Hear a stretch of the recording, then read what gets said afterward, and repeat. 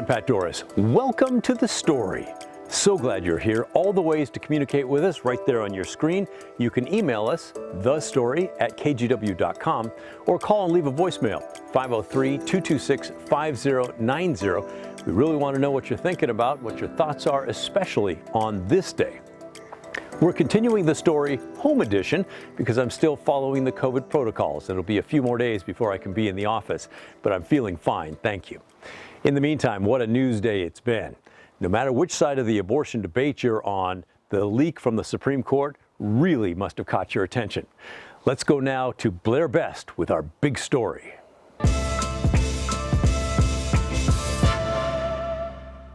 By now, you've likely seen the news that the U.S. Supreme Court is expected to overturn Roe v. Wade. That's the ruling protecting abortion rights across the country. Last night, someone leaked a draft opinion indicating the court's conservative majority would vote to overturn it. Now, we know many of you have questions, like this one we got from a viewer who wrote, "I was wondering, if Roe v. Wade is overturned, how are women's rights protected in Oregon and Washington?" Well, it's a good question. First, let's go back to the beginning. So, how did we get here? Oregon and Washington had various laws regulating abortion before Roe v. Wade. Washington criminalized it in 1950, while Oregon passed laws in the 60s about when an abortion could happen. In 1973, the Supreme Court legalized the procedure across the country. That's when anti-abortion violence started. The first reported arson at an abortion clinic in the U.S. happened in Eugene in 1976. In 1985, bombs were mailed to 4 clinics in Portland.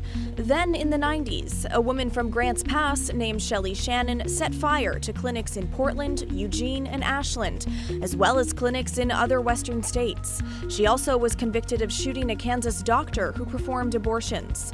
Shannon was released from prison in Oregon in 2018. In Washington, a clinic in Tacoma was bombed in 2001, and a Planned Parenthood in Pullman was set on fire in 2015. Since the 1980s, the number of abortion clinics in both states have decreased. In 1991, Washington passed a law protecting abortion in the state up until viability, when the fetus can survive outside the womb. In 2017, Oregon passed the Reproductive Health Equity Act, which required insurance coverage for abortion. Oregon is also one of just a few states with no legal restrictions on abortion, meaning it would remain legal if Roe v. Wade is overturned. In Washington, abortion would remain legal up until viability. And that's how we got here. So let's take a look at this map from the New York Times. It shows where abortion access is going to decline if the Supreme Court overturns Roe v. Wade. If you live in Washington, neither your rights to an abortion nor your abortion access will change. In Oregon, your rights won't change. But if you live in eastern Oregon, just a stone's throw away from Boise, your access to abortion will change significantly. If Roe v. Wade is overturned, Idaho will immediately make abortion illegal. Think about that. That means Eastern Oregonians, or people from Idaho, will have to travel much longer distances to get an abortion. That's why Planned Parenthood lobbied the Oregon legislature earlier this year specifically to get $15 million in funding to set up a clinic right at the Oregon-Idaho border. As of mid-April, Planned Parenthood had leased out a clinic in Ontario, only an hour away from Boise. As of a couple of weeks ago, that clinic was not yet up and running. In the meantime, Planned Parenthood leaders say they're prepared for a massive influx of patients right here in Oregon. Our health centers in Oregon, the combined ones that we have, both of the health centers are expecting a dramatic increase in patient volume. The Guttmacher Institute, which is a great resource, estimated that we could see up to 234% more patients in Oregon. We are prepared. We have been working with our staff across the state in both affiliates to be prepared for what we think will be a high need, and we feel comfortable that we have the capacity to meet the need that we think we are going to see. Now, it's a controversial topic that affects so many people, not just those seeking abortions. And while some people are terrified at the prospect of losing abortion rights, others are excited, saying they've been waiting for this for decades. But overall, Oregon has been preparing for a potential ruling like this for a while now. And those on both sides of the issue are ready to fight back. Take a look.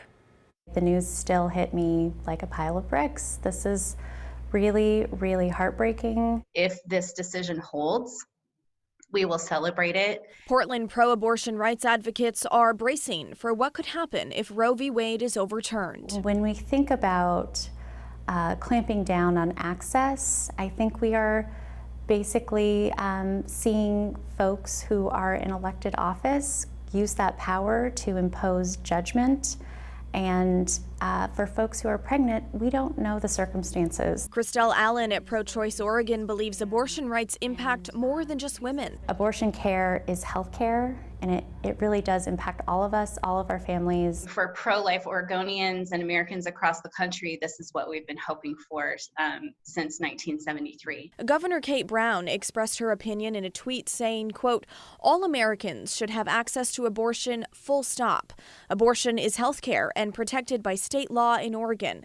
We will fight to keep it that way no matter what the Supreme Court decides." Senator Ron Wyden releasing this statement, saying in part, quote, "This is a 5-alarm fire. If this is the final decision, the United States will be one of a handful of countries in the world moving backwards on women's rights." A local clinic where abortions are performed also took to Twitter, reminding people they'll continue to do so, saying, quote, "Abortion is legal in Oregon and at the Lilith Clinic. We provide abortion care for all people, no matter where you live."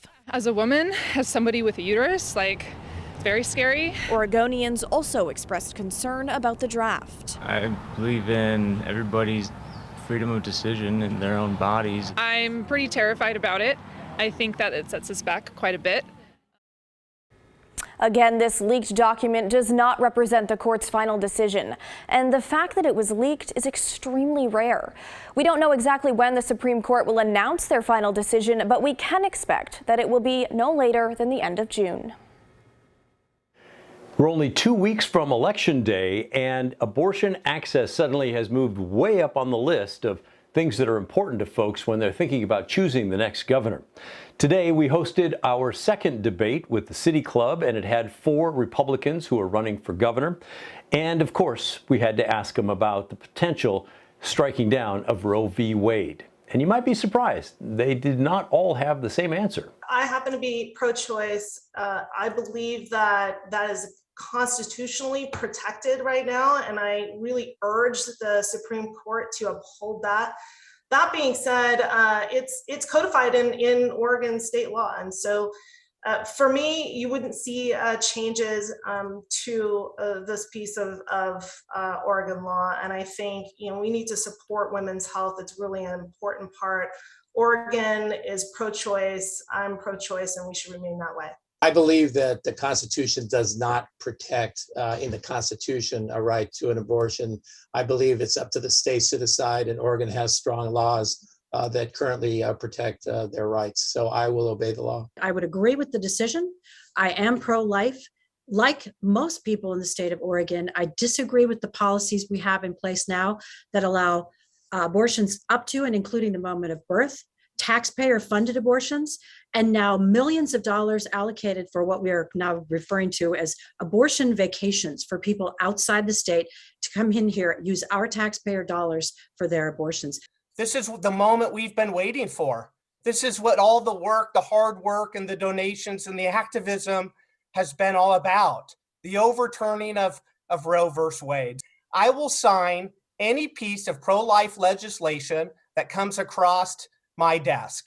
Any piece of pro-life legislation that we can restrict the abortions happening in this state, a state that's essentially become a tourism state for abortion. You can have abortions from conception all the way until the afterbirth of that child. I would sign any restriction that we can have.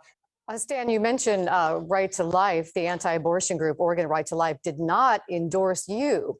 What's your response? Yeah, I think it's gross, especially now when you look at how the other candidates are answering this question. Now that it's come true, This is the moment of truth, right? Where are candidates on this issue? I have 100% completed positive pro-life questionnaire in front of Oregon Right to Life. I have a history of activism on this issue. I certainly deserve the endorsement, and I think that they should look at it again.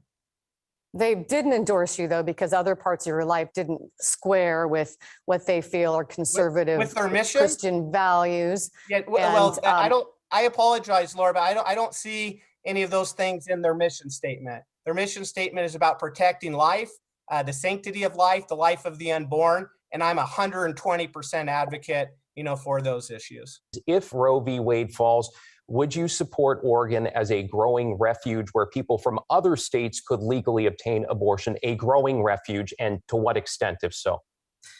Yeah, that's a great question. I don't think that we should be paying for other people's health care that don't live in our state. And I know that there was some dollars that were allocated recently for that purpose. I think we're going to see some changes. I don't know what they're going to look like. This decision isn't final yet.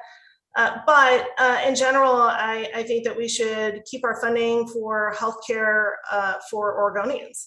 I would also like to mention too that we have these candidates here have all stated that they're in favor of medical freedom when it comes to mass vaccines, and it's really inconsistent. And I'd like to point that out. I think this is about bodily autonomy, and I am supportive of medical freedom. That includes abortion, vaccines, and any other procedures that are legally available. Pro-life issue, I think those of us on the pro-life view the issue as protecting life, and it's not a medical procedure in our mind, and that's in our view. So that's where the disagreement lies. And society has to move forward and make its decision. On the pro-life side, we're always going to push for life over death, and we don't view an abortion as a medical procedure, and that's the disagreement. Christine Drazen was invited but did not attend. She dropped out just hours before the debate. Her campaign didn't really give a reason, but they did say that she's been involved in a lot of debates so far. She is endorsed by the Right to Life group called Oregon Right to Life, along with Bridget Barton and Bud Pierce. And as you heard, the PAC decided not to endorse Stan Pulliam. Drazen's campaign sent us a statement this afternoon saying the unprecedented leak of a yet-to-be-finalized U.S. Supreme Court opinion represents a grave attack on one of the core institutions in our country. I have never shied away from my pro-life values, but will wait for the court's official opinion before commenting further. Betsy Johnson, Tina Kotek, and Tobias Reed also sent statements, each supporting abortion access. You can watch the full Republican debate right now on our KGW YouTube channel, along with last week's Democratic debate between Tina Kotek and Tobias Reed. Here's my take on this, my opinion. Your vote matters. Your vote matters a lot. No matter whether you think potentially striking down Roe v. Wade is the worst thing you could ever imagine, or the answer to long-awaited prayer, your vote matters. Your vote decides who represents you in the legislatures of Oregon, Washington, Idaho. Your vote decides who represents you in Congress for those states as well. And if this really does get struck down by the Supreme Court, there's going to be tremendous pressure on Congress and state legislatures to make the next move. So your vote really does matter. Don't sit there and think, well, this is all a bunch of national stuff and I'm not going to play a role. I'm just one little vote. Nonsense. Your vote makes a difference. And here in Portland, people love to protest when big things like this happen. And yes, it's your right to protest. It's in the First Amendment of the Constitution. I get that. But in my opinion, if you're not willing to vote, I don't think you should protest. You should not be out on the streets yelling and clanking whatever to make noise and draw attention. The way to get attention is to vote. If you don't do that, I think you should stay home and be quiet. And if you don't like that, I think you should get out and vote. That's my opinion. What do you think? Am I full of it, or do you agree? Either way is fine. Shoot me an email. Let me know what you think. The email address is thestory@kgw.com. Our phone number is 503-226-5090. Call and leave a voicemail if you'd like. I look forward to hearing and reading what you have to say. How many of you are fed up with all the political ads? Some of you have told us you don't like hearing candidates use strong language or swear in their ads. So tonight, we're asking an expert if that strategy really works. When the story continues.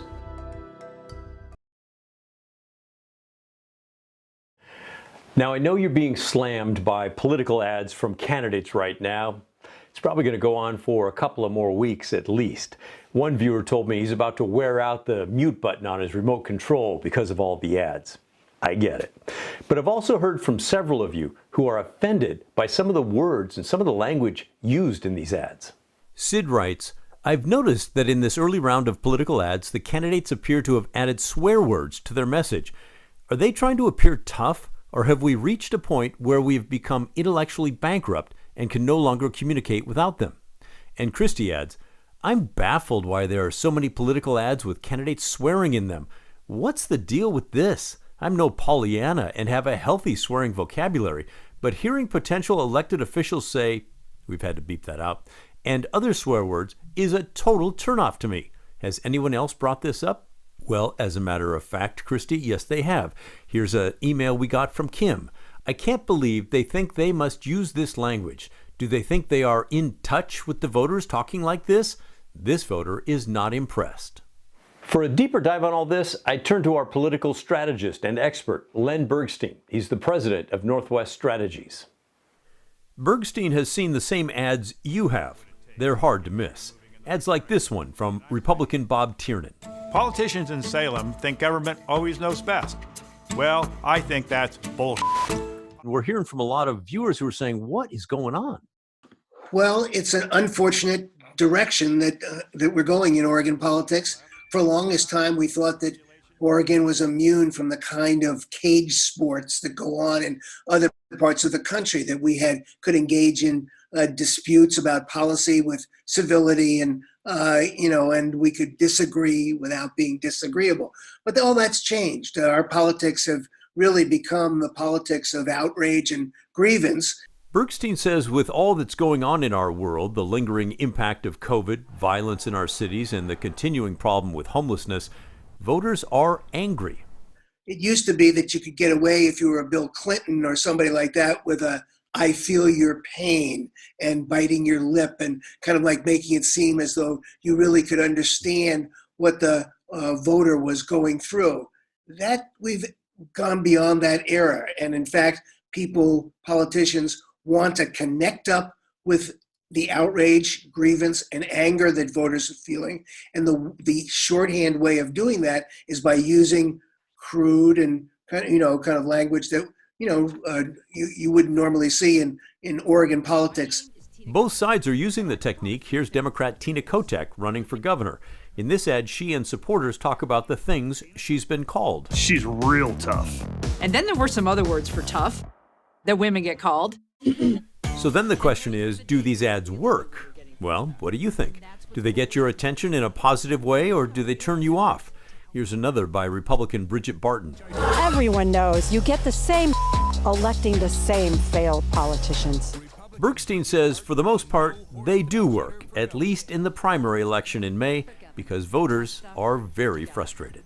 And they want some more action. And there is, unfortunately, this kind of language is a shorthand way of somehow demonstrating that you're action-oriented and you're tough enough to solve the problems. I guess we'll see if they work when the primary election rolls around. It's May 17th. We'll be watching. After the deadliest attack on the LGBT community in U.S. history, there's been a shooting at Pulse nightclub. Hundreds of gay men have tried to give blood and were turned away. I think it was the first time that many people realized that there was this ban. Since then, the national blood shortage has only gotten worse. Since COVID, we were at 1 day's supply of blood on the shelf. When the story continues. Welcome back. Keep sending your questions and comments to thestory@kgw.com. That's our email address.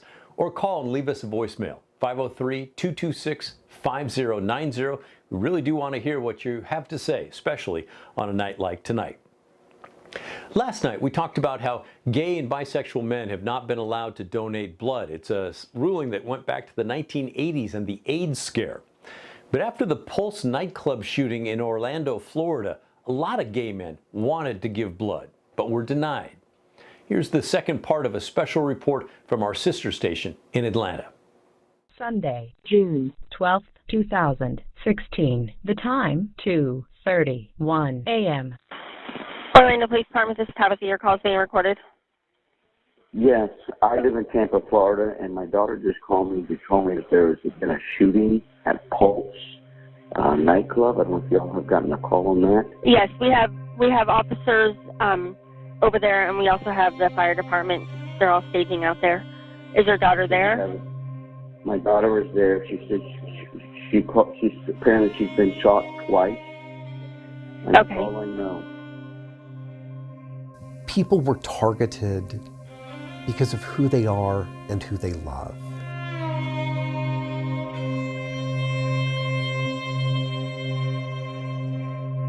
It was a massive shooting. People need blood. A lot of people wanted to give blood, especially people who are gay. They wanted to help.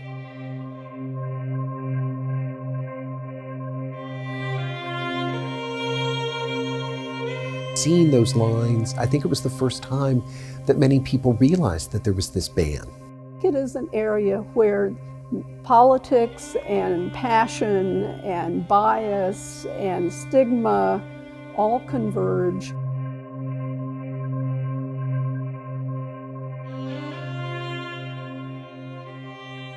Stigma and discrimination are not based on fact, they're based on fear. HIV is not a death sentence anymore, and it hasn't been for decades. Now we know that people who are on treatment and have their virus controlled do not transmit sexually to their sexual partners.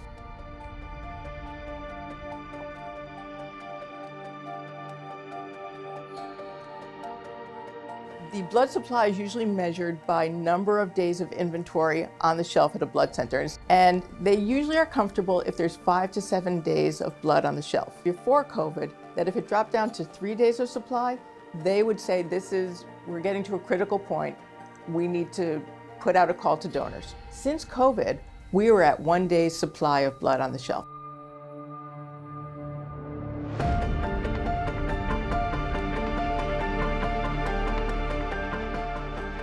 We have a lot of people out there who want to do the right thing. And in some cases, they can't because of regulations. I don't want the policies of the FDA to reduce the number of people. If they want to donate blood and they are at low risk for a virus or having tainted blood, I say let them come out. Keep sending your questions and comments to thestory@kgw.com. When we come back, how you can help your community.